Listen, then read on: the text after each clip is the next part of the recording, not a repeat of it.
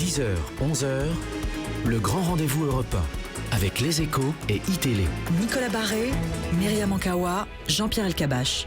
Si on ne fait pas la guerre, est-ce qu'on parle avec Bachar el-Assad pour lui dire quoi qu'on ne lui ait pas dit jusqu'à présent? Hubert Védrine s'est refusé à rentrer dans cette logique et il a raison en quelques minutes, c'est difficile. On parle avec Poutine. Je voudrais avancer une évidence. La diplomatie, ce n'est pas une position. La question ne se pose pas dans les termes « faut-il ou pas parler à Bachar el-Assad ?» Il faut sortir de l'immobilisme dans lequel nous sommes. Ma conviction, c'est que Bachar el-Assad, et je partage l'avis de beaucoup de ceux qui s'expriment sur ce sujet, n'est pas la solution pour la Syrie.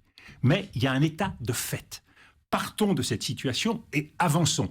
Parlons avec Poutine, parlons avec le régime syrien en place, dans un processus qui, je le crois, Le régime syrien en place, c'est-à-dire Bachar. Bachar doit, à son terme, écarter Bachar el-Assad et le remplacer par quelqu'un qui soit acceptable par l'ensemble des partis, mais rentrons dans un processus. Le drame aujourd'hui de la Syrie, c'est que chacun adopte une position figée et met des conditions à la négociation.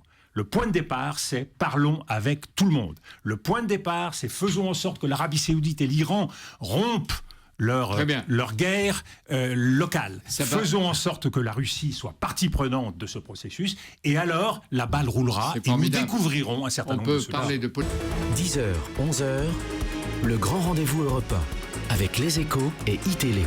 Nicolas Barré, Myriam Ankawa, Jean-Pierre Elkabbach.